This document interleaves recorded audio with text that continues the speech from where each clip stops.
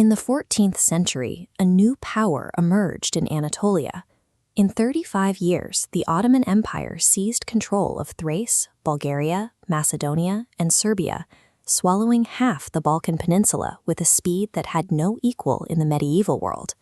Sultan Bayezid prioritized calculated pressure over direct assault. When he reached the gates of Constantinople, he found the city's 5th-century stone walls too thick for his current weapons to breach. He chose to blockade the city instead, cutting off sea routes and waiting for starvation to do the work of an army. The threat to the Byzantine capital triggered a response from 20 different nations, a combined crusader force of 16,000 elite troops, including the finest knights from France, Burgundy, and Germany, assembled to push the Ottomans back. These were specialized warriors, trained for combat from the age of 10. The armor and horses for a single knight often cost as much as the yearly income of an entire village. Yet this was not a unified military force. Under the feudal system, knights followed their individual lords rather than a central command. It was a collection of high-ranking nobles bound by a social code that prioritized personal glory over a coordinated strategy. The march to the fortress of Nicopolis lacked any semblance of military discipline. The Crusaders arrived without a single siege engine, leaving them unable to break the 3-meter-thick walls. They resorted to setting up camp and waiting, distracting themselves with drinking feasts and games. Bayezid, however, moved with a speed the Crusaders thought impossible. He abandoned the siege of Constantinople and marched his army 50 to 60 kilometers a day. By the time he reached Nicopolis, he had arrived a full month ahead of the Crusaders' best intelligence. King Sigismund of Hungary, who understood Ottoman tactics, called an emergency council. He urged the French and Burgundian knights to let his light infantry take the front line to absorb the first strike. But the knights flatly refused the suggestion. In the feudal order, the most prestigious units claimed the right to lead the charge. To the French, standing in reserve was the position of a coward. Their refusal to listen to local advice ensured they would lead the attack directly into the path Bayezid had prepared for them. Bayezid selected a chain of gentle hills south of the city, positioned to force the Crusaders through a narrow valley. He calculated that the knights' pursuit of honor would drive them to charge blindly up the slope. His first layer was the bait. Akinji light cavalry rode forward, fired distracting volleys, and then pretended to retreat toward the hilltop. The French knights immediately gave the order to charge. Thousands of war horses, each carrying a knight and 30 kilograms of steel, struggled up the grade at full speed. By the time the cavalry reached the top of the hill, the horses were exhausted and the formation had begun to loosen. Just over the crest, the charge hit a forest of sharpened stakes planted at 45-degree angles.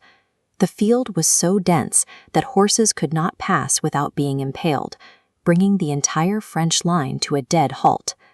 As the knights struggled to navigate the stakes, the second layer of the trap revealed itself. Hundreds of Janissary archers, lying flat on the ground, rose all at once and began firing into the stationary, unarmored necks of the horses from point-blank range. In less than an hour, disciplined infantry using a fixed defensive barrier neutralized the most elite heavy cavalry in Western Europe. The engagement proved heavy armor offered little protection when a unit was stripped of its mobility and forced to fight on the enemy's terms. While the French were pinned at the stake line, Bayezid triggered his third layer.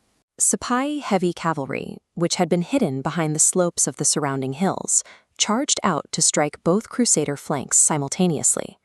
The French vanguard was tactically wiped out before King Sigismund could even react. In a final attempt to stabilize the situation, Sigismund led the Hungarian and German reserves forward to engage the Ottoman center. The Hungarians managed to push several Ottoman units back, but Bayezid had held one final force in reserve. 5,000 Serbian heavy cavalry appeared from the east, striking the Hungarian right wing from an unexpected direction, while the line was already under maximum strain. This flank attack by a fresh force broke the remaining Crusader formation. The shock of the surprise blow turned the struggle into a rout. The Hungarian line disintegrated as soldiers abandoned their positions, fleeing toward the Danube. The defeat ended in a massacre. King Sigismund narrowly escaped on a small boat, while thousands of Christian prisoners were executed on the field the following day. Only a few wealthy lords were spared, their ransoms so high they drained the treasuries of France and Burgundy for years. Geopolitically, the battle solidified Ottoman control over the Balkans for the next 5 centuries. Hungary shifted to a purely defensive strategy, and the dream of a successful pan-European crusade to reclaim the East was effectively abandoned. Across Europe, the disaster forced a reassessment of traditional warfare. The event demonstrated that a large, expensive force of armored knights could be systematically dismantled by disciplined infantry and coordinated reserves, using the terrain to their advantage. Bayezid's victory was the result of a superior understanding of his opponent. By weaponizing the Crusaders' rigid code of honor and their predictable desire for glory, he turned their greatest strength into the very weight that pulled them into his trap.